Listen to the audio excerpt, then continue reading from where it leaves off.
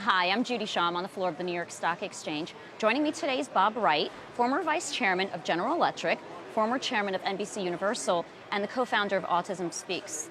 Bob, thanks for joining me today. Proud to be here. So today you launched the Suzanne Wright Foundation and the CodePurple campaign. Tell me about that and tell me what inspired you. Well, on October 29th last year, 2015, my wife, my partner for 50 years, was diagnosed with pancreatic cancer here in New York. And that began a horrible sequence of treatments that lasted 9 months.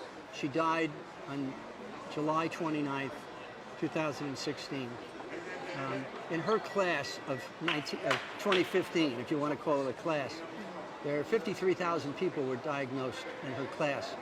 As of today, my estimate is about 48,000 of them are dead. Unbelievable. And every day I went through this with her, all the horror of the response to chemos. That's mostly, we had more trouble with the chemo than we did with the cancer. 3 layers deep. You have the cancer, you have the chemo, then you have the drug that helps the chemo be better, then you have the drug that helps the drug that helps. It's like, so you just run down. Despite having 10 doctors and 2 major hospital systems involved in this, we could not catch up fast enough. We also had scientific organizations involved in this. We did a lot of experimental work to try to get ahead of it.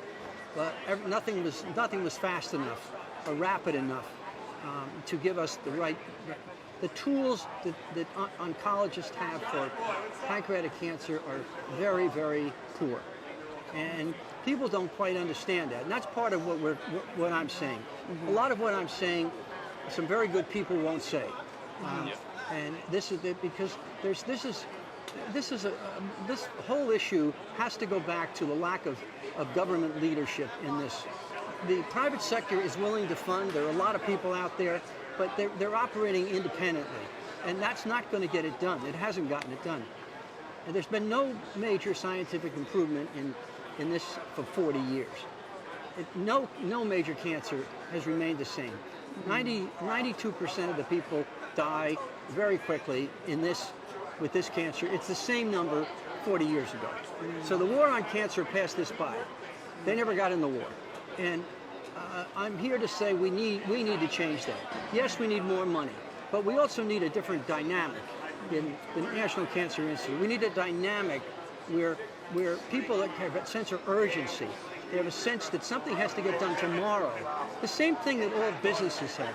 The same thing that all politicians have to go through. And when you have a real problem, people get together and they say, well, we have a real problem here. We have to fix it now. We could be out of business. So you have to do this, Larry. You have to do this, Marjorie. You have to do this. We have to do it next week. We need reports every day. We need reports every week. They don't do that. They don't want to do that. They think that's medicine. Well, you know, treating these people with something that works is part of the whole idea of why we have a National Cancer Institute. Mm-hmm. So I'm very upset about that. I'm very taken. I spoke to members of Congress. I was down there yesterday and the day before, and there's a lot of people that feel the way I feel, but they can't really get legislation to drive it. But we have a new change of government now. Right. We have a whole new thing, and Donald Trump has an enormous opportunity to put people in place in these organizations that you have a lot more common sense about how to treat things, how to get it done. Mm-hmm. I think it's a great opportunity. I'm going to be doing my best to encourage him to do that. Right. So what advice would you give to the general public in the meantime, like how to get ahead of this? Is there testing? There's no diagnostic.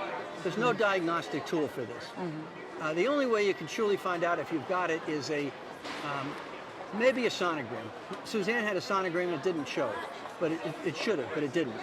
So the next one down is a CT scan. And then you get an MRI. That's how it works. But people aren't going to run out and get a CT scan of their pancreas. Nobody does that. And there's no probable reason to do that. If you have a lot of stomach problems, then you should. Mm-hmm. Then you should. But you're probably, if you have a lot of stomach problems, you are going to get CT scans or something.